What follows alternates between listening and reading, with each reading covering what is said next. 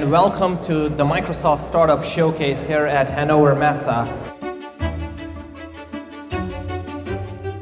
Each startup gets 5 minutes to talk about their solution and pitch it to the enterprise customers in the room. Once these startups pitch their solution, we open it up for networking, and that's really where the magic happens.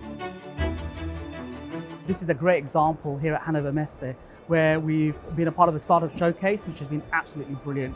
We've spoken to some C-level customers here that we wouldn't have access to.